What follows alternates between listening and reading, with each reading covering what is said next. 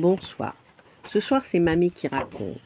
L'histoire de Jacques et le haricot magique. Jacques vivait avec sa maman dans une toute petite maison. Il n'avait jamais connu son père et s'occupait lui-même de la vache qu'il possédait et du jardin, pendant que sa mère travaillait au village. Un matin, la mère de Jacques lui annonça avec tristesse « Nous n'avons plus de quoi nourrir notre vache. Va la vendre au marché et tâche d'en tirer un bon prix. » Jacques s'en alla donc, tenant la vache au bout d'une corde, quand il rencontra en chemin un vieil homme. « Je t'achète cette vache contre des graines magiques de haricots. Grâce à elle, tu ne manqueras plus jamais de rien. » Jacques, qui voulait avant tout faire plaisir à sa mère, accepta sur-le-champ. Le vieil homme ajouta « Grâce à ces graines, tu découvriras un trésor qui m'a été volé il y a bien longtemps par un terrible géant.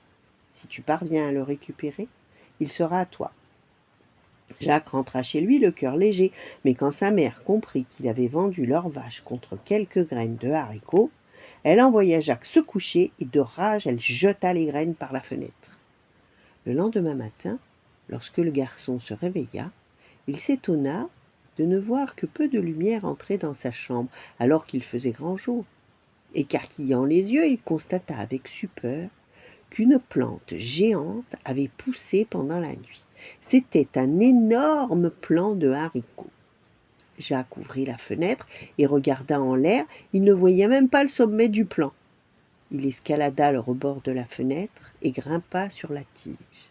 Le trésor est là-haut, pensa-t-il.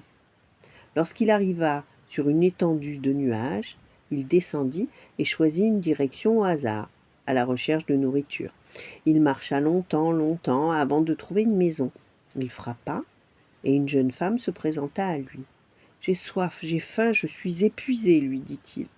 Puis-je entrer pour me restaurer ? » « Hélas, je voudrais bien t'offrir le gîte, mon garçon, répondit-elle, mais mon maître est un géant et il risquerait de te dévorer. » À ce moment-là, la voix du géant retentit et, effrayé, Jacques alla se réfugier au fond du garde-manger.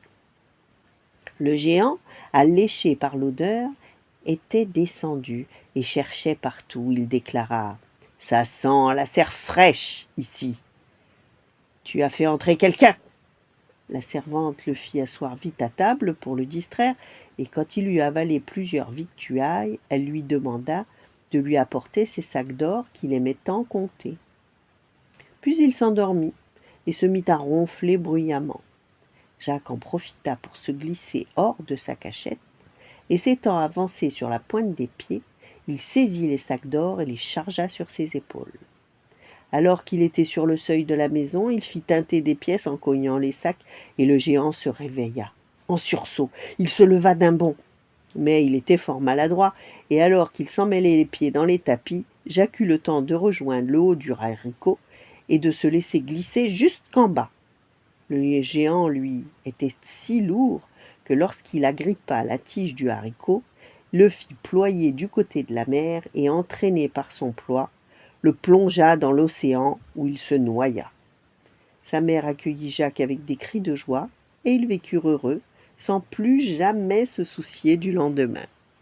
Voilà, bonne nuit, faites de beaux rêves et à demain.